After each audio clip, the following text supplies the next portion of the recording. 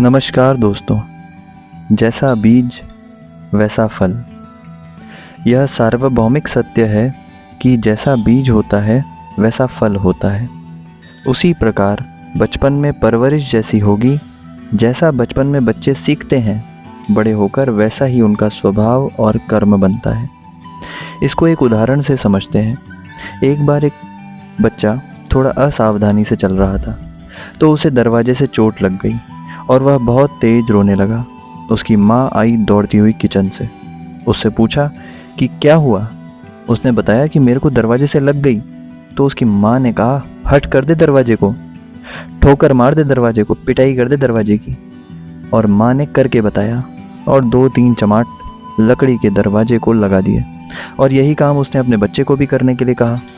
बच्चा समझ गया कि जब भी मुझे चोट लगे या मुझे पीड़ा हो तो मुझे सामने वाले को पीटना है, फिर चाहे गलती खुद की ही हो। वहीं दूसरी तरफ दूसरे बच्चे को चलते हुए असावधानी के कारण दरवाजे से चोट लग गई। बच्चा बहुत तेज रोने लगा। दादाजी आए दौड़ते हुए। दादाजी ने पूछा बच्चे से, क्या हुआ, क्यों रोता है। बच्चे ने बताया कि गेट से चोट लग गई, दरवाजे से लग गई। दादाजी ने बच्चे को समझाते हुए कहा, थोड़ा सावधानी से चला करो, यदि दरवाजे को यहाँ पर ब्लॉक कर देंगे तो आगे नहीं आएगा और तुम्हें ध्यान से चलना है, यह तुम्हारी जिम्मेदारी है।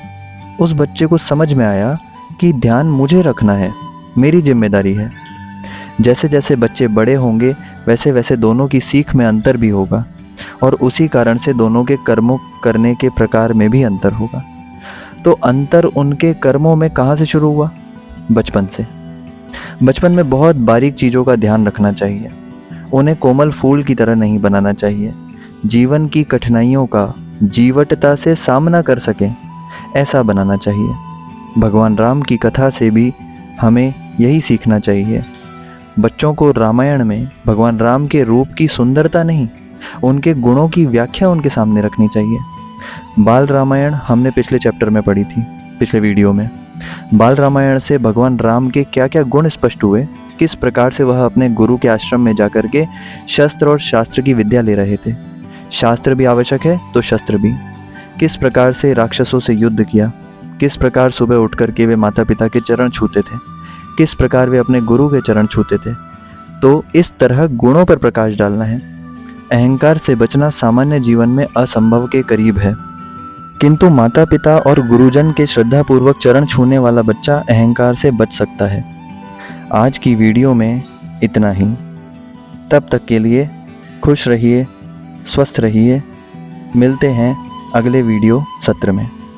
यह कम्युनिटी उन लोगों के लिए है जो अपना और अपनों का जीवन और बेहतर बनाना चाहते हैं। ऐसे वीडियोस के लिए चैनल को सब्सक्राइब करें, वीडियो को रिलेटिव्स में और दोस्तों के साथ शेयर करें और लाइक करें। धन्यवाद।